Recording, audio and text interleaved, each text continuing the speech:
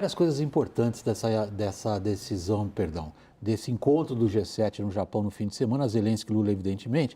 Mas nós vamos primeiro, antes de falar de Zelensky e Lula, nós vamos trazer para vocês uma importante decisão tomada, que foi a de fornecer à Ucrânia jatos de combate ocidentais. Esses países do G7, eles formam a Aliança Ocidental, eles demonstraram uma unidade poucas vezes vista frente à invasão russa da Ucrânia. Mas aí vocês estão perguntando, qual a importância, afinal, de treinar pilotos ucranianos em jatos ocidentais? No caso, vai ser o F-16 americano. É para entender o alcance dessa medida que a gente vai ter que olhar como tem sido a guerra aérea. Este é o nosso assunto agora. Como é que tem sido a guerra aérea até agora? Vamos lá, então. Começamos pelas principais máquinas da guerra aérea de cada lado. Confira. Do lado russo, vamos usar a terminologia militar, estamos falando de asas fixas. São 4 tipos principais: Sukhoi 30, Sukhoi 34, Sukhoi 35 e o MiG-31. São aviões bastante avançados, com alta tecnologia, nós vamos entrar nesse ponto logo mais. Do lado ucraniano, praticamente apenas um avião que vem da época soviética. Aí, no caso, ele está com marcações russas ainda, mas é igualzinho, é o MiG-29. Foi considerado um caça excelente, mas isso de uns 30 anos para trás. Ele está superado hoje, mas é o principal avião de combate para executar missões das mais diversas: interceptação, bombardeio do solo, bombardeio de grande altitude, patrulha, defesa aérea e tudo mais que os ucranianos dispõem. Ataque ao solo é muito importante na guerra da Ucrânia. Os dois lados têm o mesmo avião, são os mesmos modelos que vêm da União Soviética. Tratam-se do Sukhoi 24 e do Sukhoi 25. As marcações aí não importam, o que importa é que os modelos são idênticos para os dois lados. Vamos pegar outro aspecto importante da guerra aérea, a defesa antiaérea. Também aí os sistemas são soviéticos, para os dois lados, para a Ucrânia e para os russos. E basicamente é o que vocês veem aí nas ilustrações.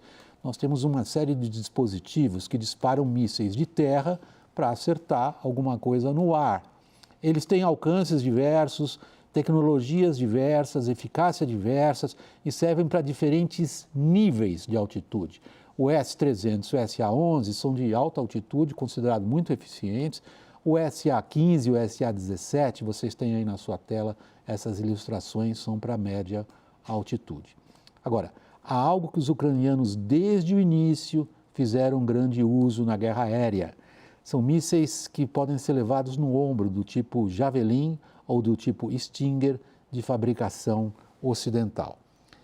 Bom, se a gente considera tudo isso, agora nós temos que ver o que esses equipamentos dizem para a gente na evolução da guerra aérea. Essa guerra aérea está sendo dividida em 3 fases. Vamos pegar lá a primeira fase, que começa no dia 24. Nós separamos para vocês de forma bem tabelar mesmo, parece uma planilha Excel, é na verdade uma planilha Excel. Vocês têm a coluna da Ucrânia, defesa aérea era vulnerável, da Rússia, supressão da defesa aérea da Ucrânia, eles conseguiram. Aviões de asa fixa, apenas operando em baixa altitude dos ucranianos. Asa fixas russas, todos os níveis de ataque, do solo até 50 mil pés. Inferioridade tecnológica da Ucrânia, superioridade tecnológica da Rússia, helicópteros ucranianos pouco usados, helicópteros russos penetravam até 50 quilômetros além da linha de ataque, mísseis ucranianos pouco usados, mísseis russos bastante usados. Prosseguindo, boa parte dessa superioridade tecnológica da Rússia na guerra aérea é exemplificada por este equipamento que vocês vão ver a imagem dele agora. Parece um míssil qualquer? Não é. Ele é um R-37M. Esse míssil é disparado debaixo das asas de um avião de combate, aqueles aviões de asa fixa russos. Esse míssil é extraordinariamente eficiente, é uma grande conquista da tecnologia bélica russa. Em outras palavras, ele pode ser disparado tão longe e pelo radar que ele possui, só nos últimos segundos que ele realmente fecha em cima do adversário. Para quem gosta de aviação de combate, significa o seguinte, que vocês já viram milhares de filmes com o Tom Cruise. O piloto do avião atacado só sabe poucos instantes antes que tem um radar levando um míssil até ele. E isto de grande distância. Em outras palavras, os russos disparam esses mísseis de aviões em cima do próprio território. E os aviões ucranianos nem chegam ao alcance das suas próprias armas e já são alvejados pelos mísseis russos. Outra arma importante aí, sobretudo quando ela começou, helicópteros de ataque. Teoricamente deveriam fazer a grande diferença do ponto de vista de apoio a combatentes no solo. Nós estamos mostrando para vocês uma foto do Ka-52 Alligator. Esse aí seria considerado uma maravilha tecnológica bélica, muito melhor que o famoso Apache americano, capaz de atacar dia e noite, com controles de tiro de munição excepcionais. Ele usa 2 rotores, é altamente complexo esse maquinário, mas não foi bem assim que aconteceu. Então vamos lá, vamos ver quais são os principais elementos da segunda fase da guerra aérea. A fase que é mais ou menos dividida de março até julho do ano passado. Vamos lá, nossa arte, nossa planilha Excel, a Ucrânia à esquerda, a Rússia à direita aí na sua tela. A Ucrânia consegue reorganizar a defesa antiaérea, a Rússia tem dificuldade em encontrar alvos. Os asas fixas, os ucranianos continuam apenas operando em baixa altitude, asas fixas dos russos começam a operar só em alta altitude, o que reduz a eficácia. Ucrânia em inferioridade tecnológica, Rússia superioridade tecnológica, sobretudo dos mísseis ar-ar, helicópteros ucranianos pouco utilizados, helicópteros russos. Aí já tem uma grande diferença. Altas perdas. Mísseis da Ucrânia pouco usados, mísseis da Rússia, grande emprego e drones iranianos. Como vocês notaram, os russos têm feito enorme emprego de muitos tipos de mísseis, sobretudo os de longo alcance. Aí nós vamos trazer ilustrações para você do que nós estamos falando. Nós estamos falando do KH-101, do KH-55 e este que está à esquerda da sua tela, escrito Shahed 136, é um drone, um avião não tripulado, fabricado pelos iranianos. Ele é pequeno, leva uma carga de uns 40 quilos, mas isso causa um estrago, porque eles são disparados em grandes números. E isso é muito difícil do ponto de vista da interceptação por parte das defesas antiaéreas da Ucrânia. Mas aí tem uma diferença, que é importante que vocês confiram na próxima ilustração. A Ucrânia começou a receber esse tipo de equipamento. O que vocês estão vendo, ele é em cima do chassi do Leopard, mas ele é um Gepard. Isso é fabricado pelos alemães e é um canhão antiaéreo de extraordinária eficácia.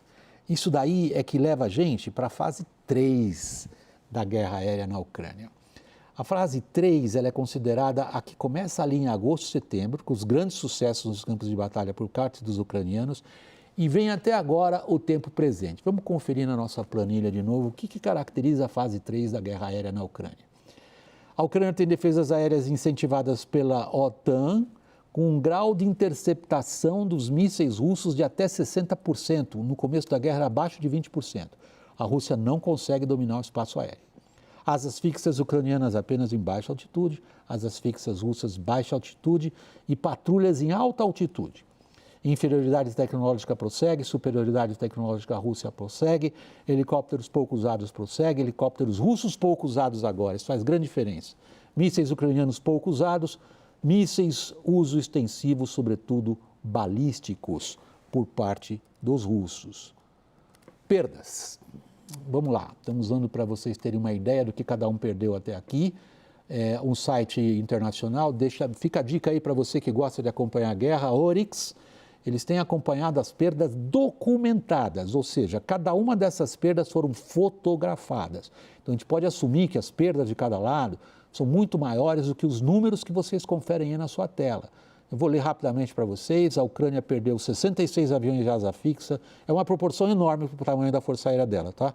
A Rússia perdeu 82, é uma proporção pequena para o tamanho da força aérea dela. A Ucrânia perdeu 30 helicópteros, praticamente o que tinha, e helicópteros russos, as perdas são monumentais, 88 é praticamente a destruição da capacidade dos Alligators, por exemplo.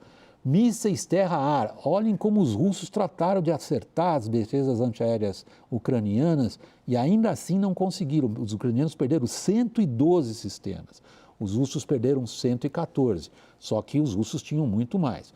Radares, isso é importantíssimo na guerra moderna. A Ucrânia perdeu 60, é disso que ela depende, sobretudo, para manter o domínio que ela tem do espaço aéreo inferior, e a Rússia perdeu 32. Pessoal, agora eu acho que dá para a gente falar da importância do F-16. Esse caça em si, ele é de quarta geração. As grandes potências já estão nos caças de quinta geração. Não vamos ficar explicar todas essas diferenças. No fundo, o que é importante no F-16?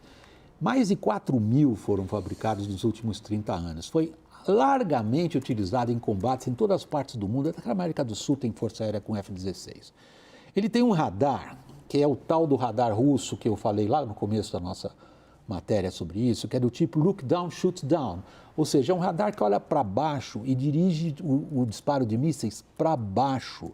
Esse radar é tão bom, melhor que o dos russos, e aí vem o grande fator que torna o F-16 uma arma impressionantemente importante para os ucranianos. Mísseis de longo alcance, melhores que os russos possuem. Lorival, uma nota irônica. Os especialistas dizem que o melhor avião para a Ucrânia seria o Gripen que o Brasil comprou.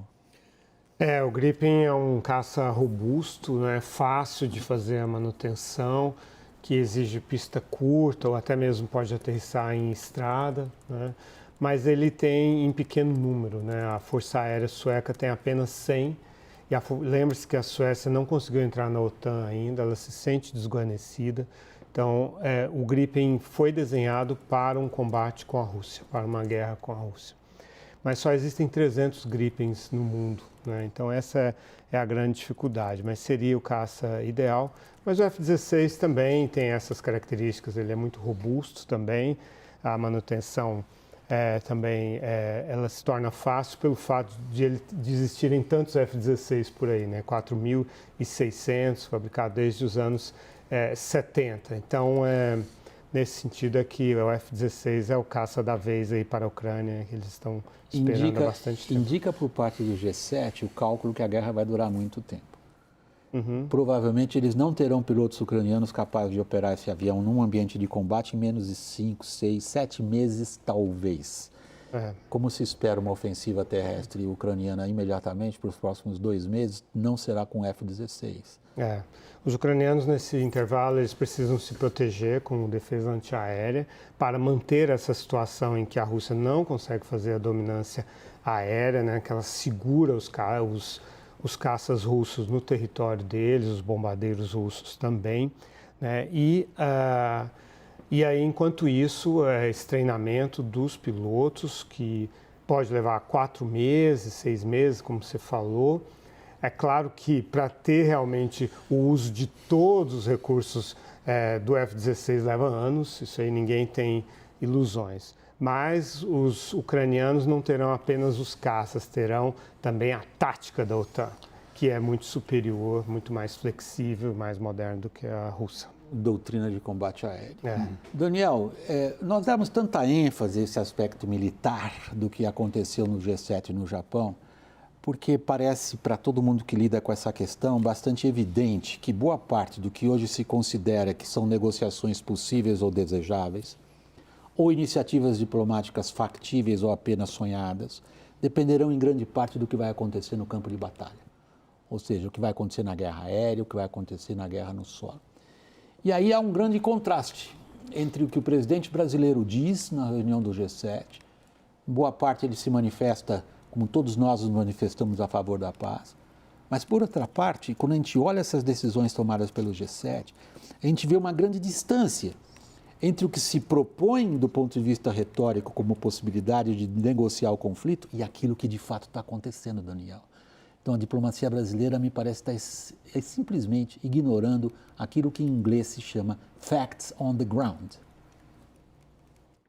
Pois é, William. Eu conversei muito hoje ao longo do dia com várias pessoas que estiveram no G7 em Hiroshima, no Japão, da delegação brasileira, ou que estiveram aqui no Brasil dando uma retaguarda e preparando, digamos, o encontro que acabou não havendo entre Lula e Zelensky, né? O que deu para apurar?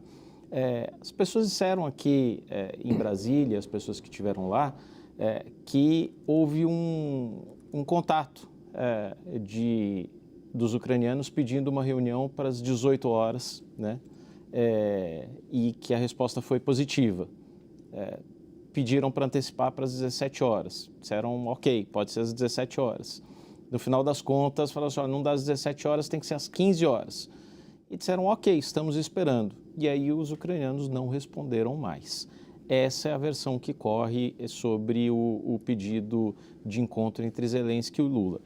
Diz o Itamaraty que estava ciente dessa presença de Zelensky no G7, no Japão, desde 10 de maio, que foi tanto a data em que Celso Amorim esteve em Kiev, quanto a data em que se alega aqui em Brasília que houve o recebimento do alerta das autoridades japonesas de que ele estaria. Então, não procederia, segundo as informações aqui do Itamaraty, que houve uma surpresa com a chegada de Zelensky no Japão, que houve uma tentativa de encurralar ali o Lula. E no final das contas, o que se diz ali? Olha, a gente manteve agendas ali com o vietnamita ou com o presidente das Ilhas Comores, porque foram encontros marcados previamente, que a gente não poderia simplesmente inverter a ordem ou simplesmente cancelar, isso não existe numa reunião assim internacional, quer dizer, você virar de cabeça para baixo as agendas, existe a possibilidade de ir encaixando, e não deu certo. Disse o Celso Amorim hoje, conversando comigo, no hard feelings, sem ressentimentos.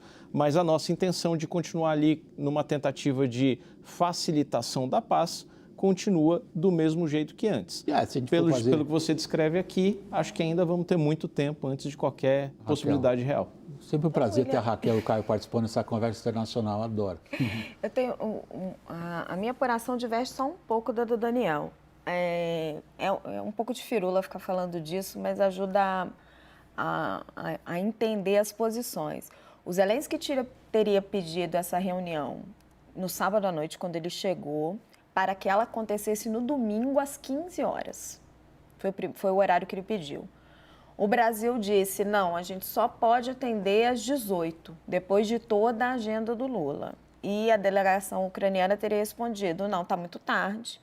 Não vai dar para viabilizar. Inclusive, eles queriam que fosse no mesmo hotel onde eles encontraram, onde o Zelensky fez as outras reuniões, o Narendra Modi. E o Brasil falou, não, vocês estiveram aqui visitando o memorial, é aqui do lado do nosso hotel. Ficaram nesse impasse. Quando, por fim, o Brasil respondeu, tá bom, pode ser entre 15 e 18 horas. Está aqui em aberto. Aí os ucranianos não teriam respondido mais. E o Zelensky vai para aquela coletiva e diz, não, quem ficou decepcionado foi ele, na prática dá ali uma esnobada. Então, assim, tem recados ali de parte a parte que eu enxergo, que eu vi nesses recados diplomáticos, que o Brasil ficou constrangido com o convite do Zelensky, se sentiu numa posição desconfortável por vários motivos, porque não acredita que na visão deles o Zelensky está buscando a paz, porque ficou nessa posição desconfortável depois de tanto defender o lado russo e ficou postergando essa decisão. Tanto que o Lula até dá uma declaração dizendo, não sei se vou me encontrar com ele. Empurrou essa decisão para o final da agenda. O Zelensky, do outro lado, percebeu que isso estava sendo empurrado pelo Itamaraty e falou, quer saber? Então, eu não vou perder tempo com isso mesmo. Vou aproveitar para dar uma esnobada aqui. Estou simplificando muito. Alguma coisa... Manchetes brutais. Manchetes brutais. Estão simplificando, mas me parece que o Zelensky tem uma noção do domínio da comunicação internacional muito superior à do Lula. A grande figura de atrair, que atrai internacionalmente toda a atenção, para os que gostam e que não gostam, né? Mas ele é um comunicador, né? Bom, mas o Lula também. Não, o Lula, sim. Só que ele encontrou alguém acima dele, em matéria de capacidade de dominar o foco da atenção. Agora, o que me parece, independentemente dos encontros / desencontros entre esses dois personagens, e como cada um apresenta o que aconteceu, deixou de acontecer, Lorival, é o seguinte. O que está na agenda para o Zelensky é o que ele conseguiu, que é uma extraordinária manifestação de apoio e comprometimento por parte da Aliança Ocidental, que me parece que na cabeça dele é o que importa e não as conversas sobre o Clube da Paz. É claro, o Brasil nem sequer é membro do G7, né? Então, ali, em primeiro lugar, a primeira prioridade do Zelensky era os F-16, conseguiu autorização dos Estados Unidos para que os países que têm esses aviões possam fornecer para a Ucrânia. Em segundo lugar, o apoio do G7, o apoio econômico. Conquistou isso, assegurou para além do final do ano, para 2024. Em terceiro lugar, trabalhar a ideia dentro do G7 de que o plano de paz é o do Zelensky, que ele apresentou em novembro do ano passado no G20 lá na Indonésia, que é um plano que prevê a retirada da Rússia de todo o território ucraniano, prevê indenização russa pela destruição que está promovendo e também um tribunal para julgar os crimes de guerra, né? Nada disso, obviamente, está contemplado na proposta brasileira, assim como na proposta chinesa. Ele não tinha tempo para perder, quer dizer, ele foi vendo pelas atitudes do presidente Lula que não havia nada a explorar com o presidente Lula, tanto que o presidente Lula disse que a Ucrânia não deveria ser tratada no G7, depois não foi cumprimentá-lo quando ele chegou, quando o Zelensky chegou, os presidentes, os governantes